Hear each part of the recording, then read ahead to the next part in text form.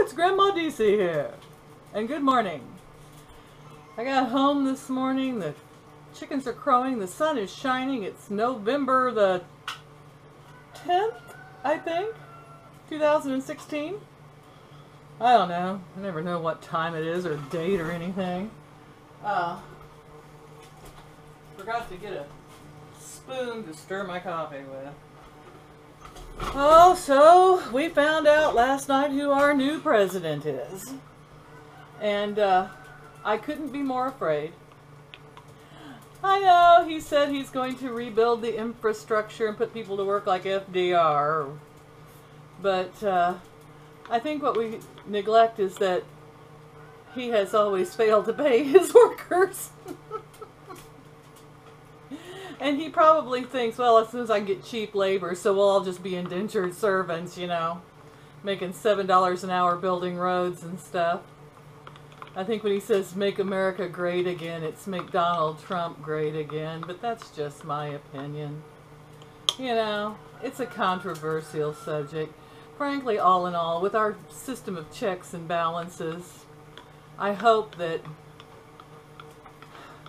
he does good on the, I don't want to say promise, because politicians never promise. I hope he makes good on the innuendos he made about making America great again. Great in what way? How were we great?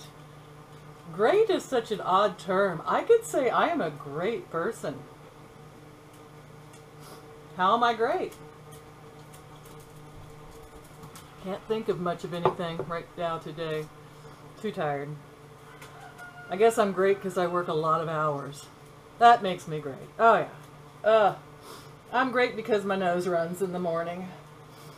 I'm great because, what, I have long hair? I mean, let's face it. Great is such an ambiguous term. And I don't think that I am young enough to go out and build roads and, you know, tote that barge and lift that bale. And obviously the business that I'm in, taking care of developmentally disabled people, is not the kind of people that Trump likes. We all remember that. I don't think he would consider my business to be a viable business. I could be wrong.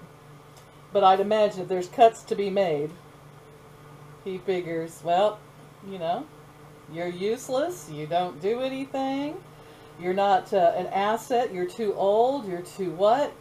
You can't build a road, you can't build a building, you can't, you know, make America great again, whatever that means. So I guess I'm probably one of the ones that gets, you know, shoved off to the side along with my clients. Oh, I don't know. Is it Canada was wanting to build a wall? I bet Mexico is too. He was right. He said that the Hispanic government, I hate to say the Mexican government, I guess it is the Mexican, I hate to say the Mexican government will pay for and build the wall, and I wouldn't blame them if they did. They might want to now. Oh, Lord. Well, after that epic fail cooking yesterday, I am not going to attempt to cook anything today. I tell you what, and I'm too tired. Although I did stick the epic fails in my dehydrator.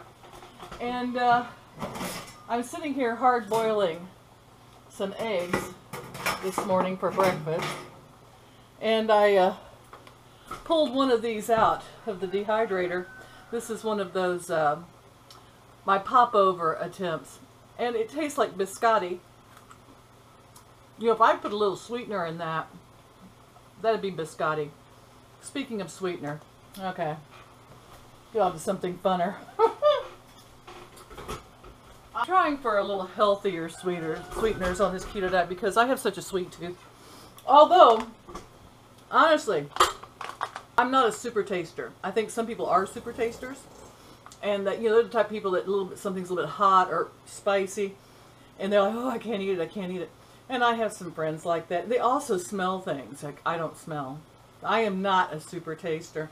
So it takes something to be pretty sweet for me to feel that it's sweet. Stevia strikes me as being sweet. This monk fruit extract we talked about in the last video, in case you didn't see that one, there it is. I just got it. It's supposed to be like as sweet as stevia. It looks like a brown powder. Can you see that brown powder? And frankly, it's not as sweet as stevia. And I don't want to put tons of it in my coffee, but I'm having trouble with it. It takes the edge off the bitterness in the coffee, but it really doesn't make it sweet. It has an unusual smell to it also. It does dissolve well. I don't think it's going to be my sweetener of choice, so I think I'll keep searching. After I use this, I'll try it in cooking and see what it does, but I don't think it's going to make anything, to me, it's not going to make anything taste sweet. It just sort of like dulls the edge of any bitter flavor so that it just tastes kind of smooth, which is okay. If you're a super taster, it's probably sweet to you. Well, that's all I'm going to yab about this morning. I'm hard boiling some eggs, and I'm going to kind of nibble on my biscotti for breakfast. Oh, well, never mind. Parkour! Dropped it. One more night to work. I got the weekend off. I'm going to decide what to do this weekend. Should clean something. I don't know. I don't have anything to vlog about. Oh my gosh. I'll have to think of something to cook. What? We may have to start on Thanksgiving recipes. I'm thinking popovers and things like that are not doable with the low carb, non-glutinous things. I don't know. You're trying to steer clear of chemicals and things. I suppose if I was a chemist or a chemistry major, I might know of some things that you could do to get, but I really don't want all those chemicals in my life. So just using fiber and natural things. It's just getting harder and harder. All right. Well, thanks for watching. Don't forget to like, share, or subscribe if you want, and I will come up with some good ideas. Like I said, this is only my opinion on the monk fruit. If you want to try it, give it a whirl. It's not that expensive.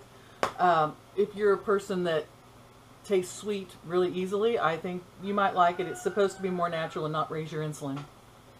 And I said supposed to be, because that's just what I read. I am no expert on anything. Bye-bye. I love you all. Take care. Have a good day. Even with our new president. Bye-bye.